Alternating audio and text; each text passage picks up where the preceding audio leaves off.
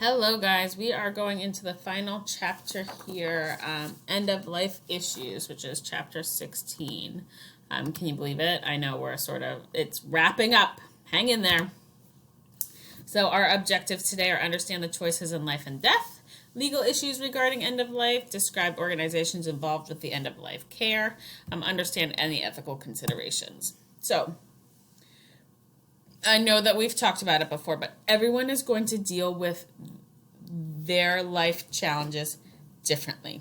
So some people will handle it with grace and with strength.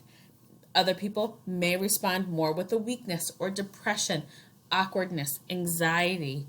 I think it's different per person, but I also think it's different per person, per diagnosis or issue. I don't think anyone really has a decision in how we decide how we're going to react until we're already there in the situation.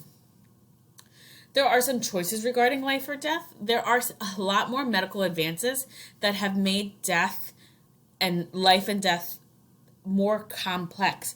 Before, we would just get cancer and we would die. There weren't any other choices. That's just what happened. But now there's way more options that we can get done that make our decisions a little bit harder. There's different debates on who should get it and who shouldn't. What's the best type of care at this kind of stage, at what age, what quality. You will have some choices, either quality versus quantity, how good your life is compared to how long your life is, and the manner in how you die. Again, every person is different in how they will decide this. So your job really is just to respect them in this decision that they are difficultly trying to make.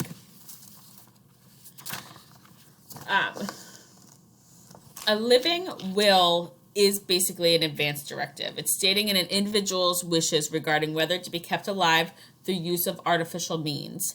That living will is a legal document voluntarily made by a competent adult stating what treatment and procedures that a person was done during a terminal illness. So how far does that patient, I almost said student, or student, how far does that patient or student want to go with their life? How much medical treatment do they want to have? There is a patient self-determining act that all hospitals, nursing homes, home health agencies need to require to give if they are getting Medicare or Medicaid payments. A hospital needs to provide an advanced healthcare directive to adult patients upon their admission to the hospital. So you will not see that, but my dad will see it because he is currently on Medicare. It's just saying that they have a right to decide that information. There is a POA, or a durable power of attorney, which allows a designated person to make only healthcare decisions. You might have a different power of attorney for finance and property. Those can be two different people or the same person, depending on the situation. There's also a national registry for people who want to register their living wills or advance directives electronically, so they can it can be transferred wherever they go. So think about this. From the moment of birth, each day of life moves a person closer to death. And it's true. From the moment you are born, you are moving closer to when you will die. And it is a very personal, dying is personal. It's just everyone will be different, and our job is to respect those choices that other people make. Some people will fight to the end. Some people won't want to take any measures to prevent that death. There is a fine line between helping a person live and allowing that person to die. So we need to make sure that whatever issue it may be, that we are, again, respecting it. I took a class last term that was death and dying, and it was fascinating. I didn't think I would like it. A lot of it I didn't, but a lot of it really brought to light, like, if we are more worried about death in our life, then we're not actually living our life. And that was really what I kind of kept getting, and it's true. We need to live what we want to live. There is a euthanasia society, which was founded in 1935. They did change their name to Dignity in Dying. Basically, it's really campaigning for people to be able to have a choice in how they die or their end-of-life decisions, alleviating any suffering that they may be having or that they might that they are going to have so they can have a, quote, good death. Underneath here, Compassionate Choices and below are just a few different federations or organizations dedicated to those choices in dying. Being able to decide when enough is enough and when you're ready to go. There's a big debate on this as well. And a few states have lifted some restrictions, but not in PA, which is no surprise. Again, death can be short or long term. A lot of times it's really the suffering that people are more worried about than the actual death that comes. What are they suffering with? The old age and debility, a life-threatening illness, pain, loss of control with your bladder or with not being able to get up to walk, fear of leaving loved ones and not being able to see your husband or kids or family. And some experimental technology can be a little nerve-wracking. But we have to understand, too, that even though we have do not resuscitate orders, where does that line get drawn? So if you are do not resuscitate, but you have a bladder infection, there's some gray areas, even in living wills, that are sort of, I don't want to say up for grabs, but that are unknown, that can still be hard to decide at that time. There are psychological aspects of dying.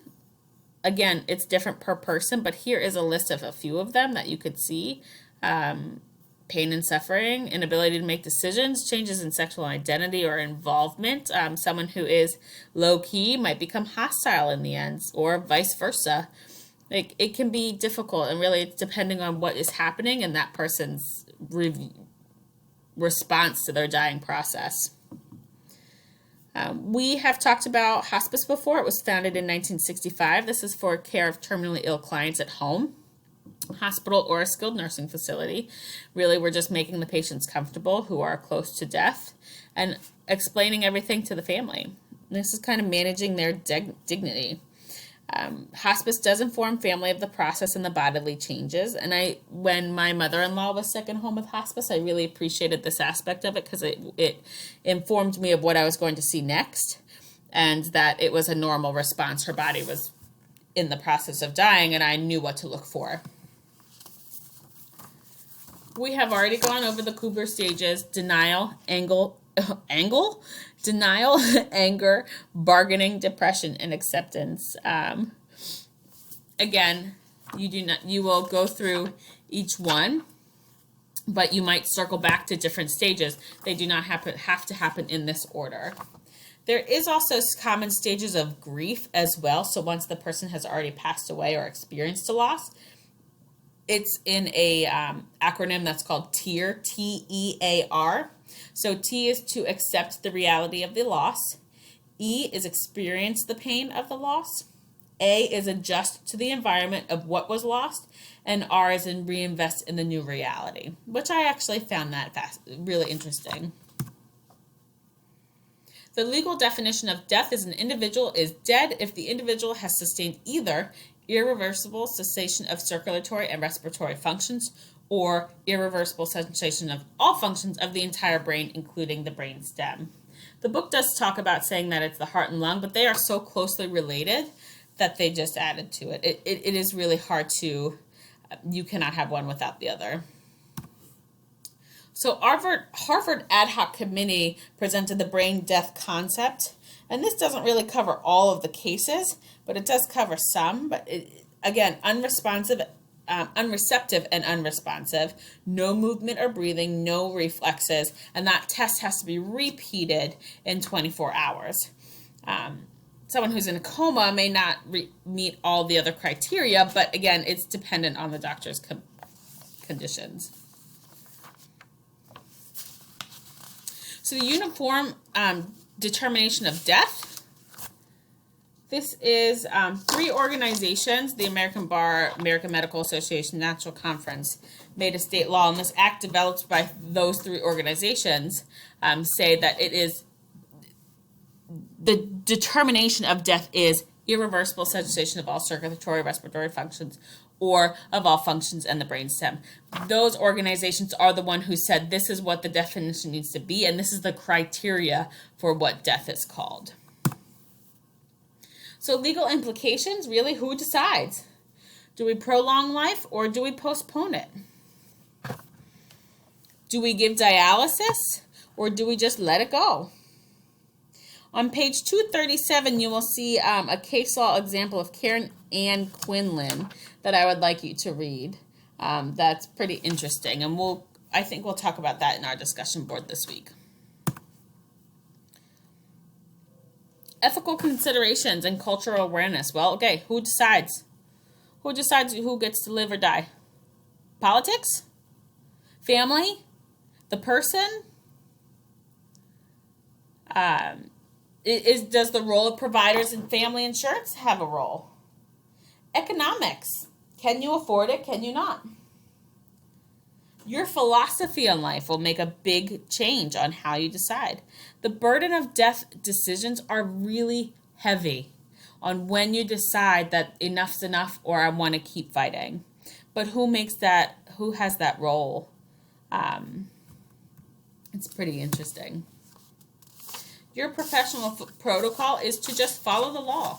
Recognize that there are religious and cultural practices that allow them to either give up or not, and we need to respect that as a person.